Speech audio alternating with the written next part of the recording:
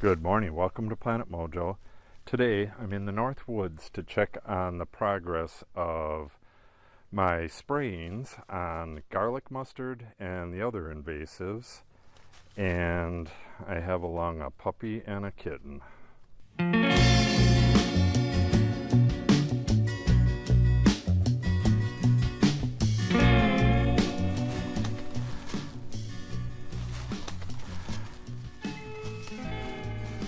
I gotta kind of kneel or kind of crouch when I'm looking at stuff, because if I bend over I will fall flat on my face with this damn vertigo.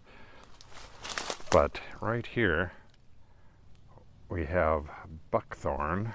That's some right here as well. This is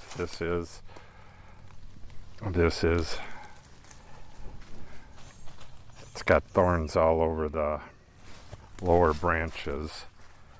Yeah, this whole little area right here is going to be solid buckthorn if I don't get in here real soon and spray this. I believe this is as well.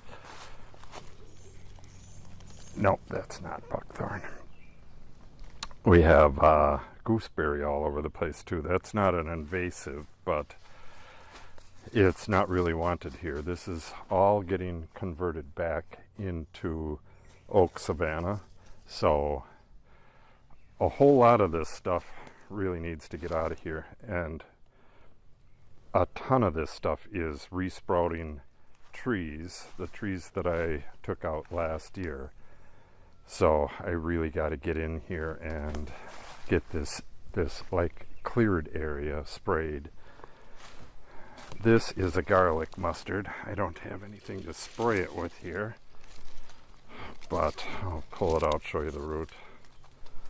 The root is pretty much always hooked, crooked, wiggly.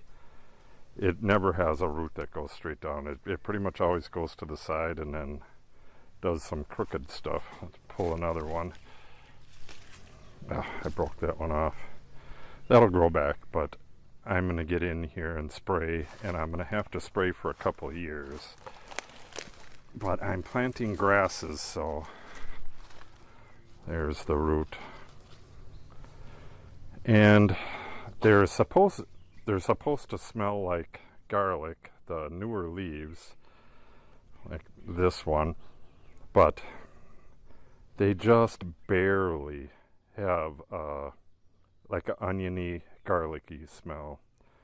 At least the ones here. I've heard from others who say the ones in their woods have a real strong smell. These have so little of a smell that at first I figured it couldn't be garlic mustard because it didn't have much, or it didn't have any smell. But if you get the smallest little leaves, we got one over here. If you get the newest little leaves like this and rub it between your fingers and then smell, it will have a faint smell of onion or garlic. These are the seed pods. These will be filling up with seeds very soon. I have a real bad schedule right now, so it's going to be real hard for me to do much in here, but I'm going to try to get in here.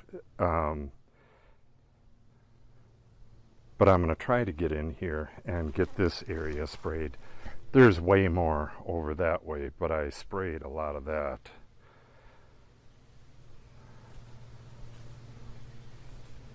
Okay, let's head over there. I'll show you what that looks like.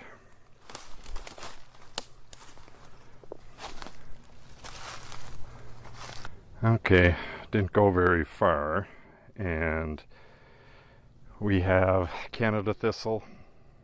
There's a good deal of it. Burdock is okay. That is a prairie plant, but I'm going to be spraying 2,4-D in here to knock down all of the forbs in here, all of the broadleaf stuff, to get rid of the buckthorn, the garlic mustard, all the invasives, and the native stuff will come back, no problem.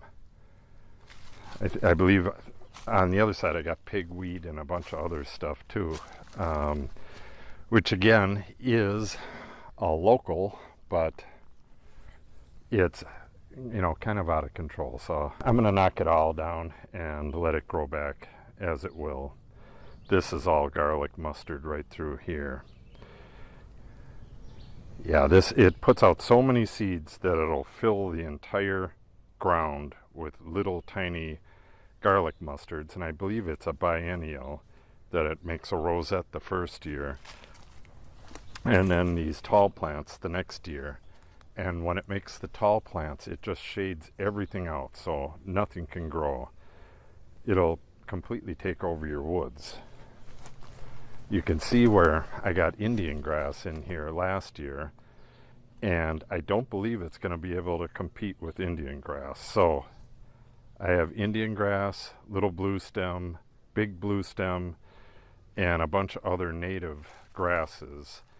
So once this stuff is knocked back, I'm going to hand toss a whole lot of seed in here, and after a couple years, the garlic mustard will not be able to fight with this stuff and should be all gone. I sprayed this stuff. That's the Canada thistle, or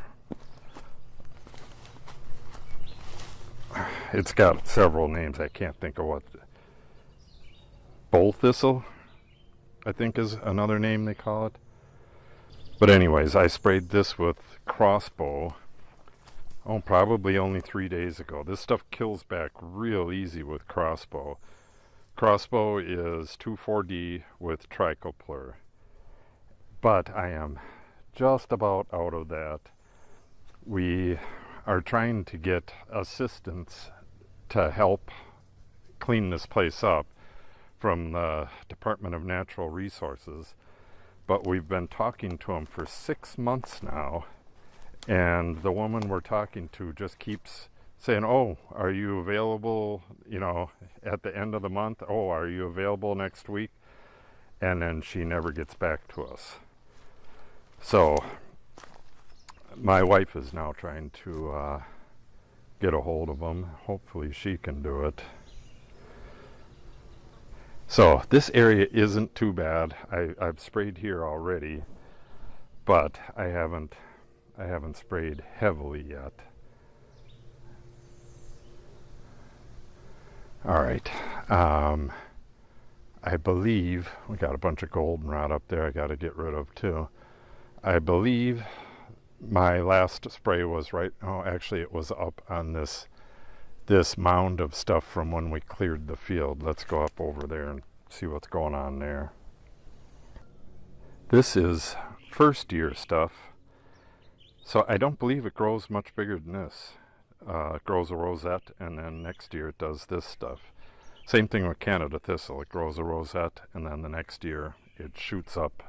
Canada thistle gets 6 feet tall. But I gotta kill this stuff back too. So that's what it does. It just blankets the entire woods floor with the rosettes, or if it's in the second year, it just makes this dense canopy of plant matter that it'll strangle out everything else that's trying to grow there. So if you have an infestation of garlic mustard, you really need to get rid of it. I need to spray it. I can't get in here and pull the plants. They recommend you pull the plants and then bag them.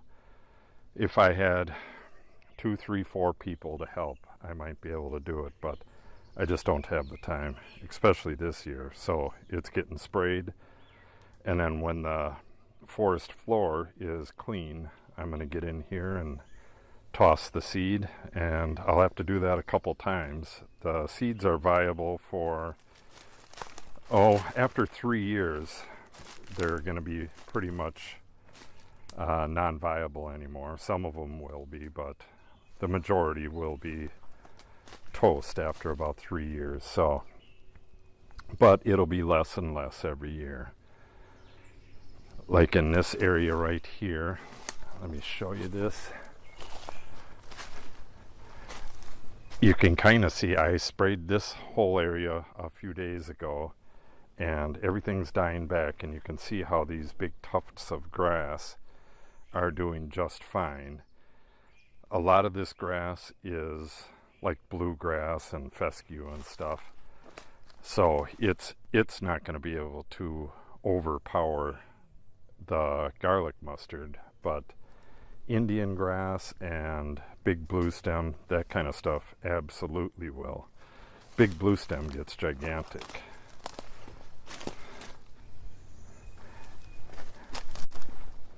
Yeah, it's knocked down pretty good over here. After a couple more days, especially with the heat we have right now, this is going to be all grass in here. All this stuff will shrivel up, brown up, and pretty much disappear, and all you'll see is the grass. So it'll be pretty easy to get in here. Like you can already see bare ground here. I will just toss seed and press it into the ground, kick it in a little bit, and keep walking through the woods like I did last year. That's how this grass got here. It's a hell of a job. I don't want to do too much woods at a time, but we will be clearing this all the way down to our lower road, which isn't that far away, but this will all be restored to prairie grasses and prairie flowers. Everything that grew in the original oak savannas that were in this area will be allowed to grow here. And once it's naturalized, all this invasive stuff won't have a chance against it. Yeah, this is actually looking pretty damn nice. Looks like a couple more sprays and I'll have this whole area done. And then I'll be able to toss some seeds and I'll be done with this for this year.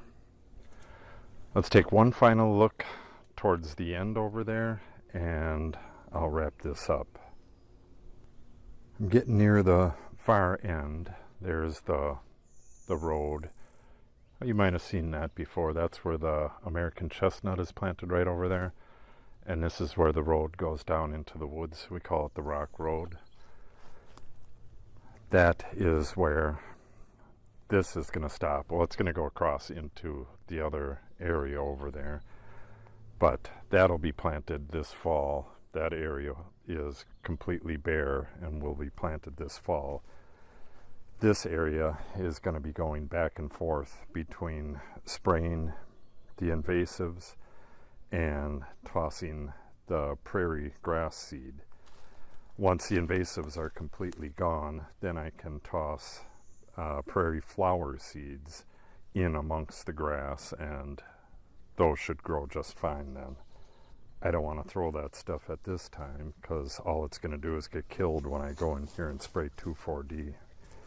But you can see this is, hi puppy, this is killed back completely, stop puppy, by the 2,4-D, and the grass right next to it is doing just fine.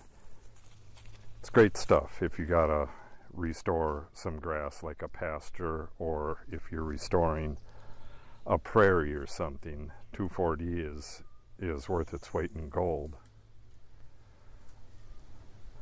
I gotta get this dog and cat back to the house. Here comes the cat right through there. She is a big whiner. She just constantly meows. Yeah, I wish she didn't make so much noise because we got tons of predators that would want to take her out.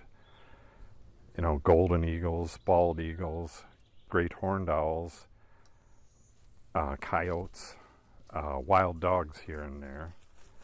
We have just tons of stuff that want to come and kill her, and she constantly meows and lets people know where she is. Okay, you two, let's get back to the house.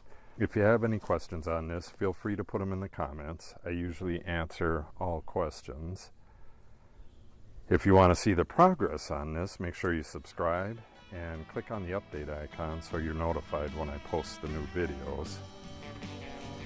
That'll wrap it up for today, so thanks for watching and have a great day.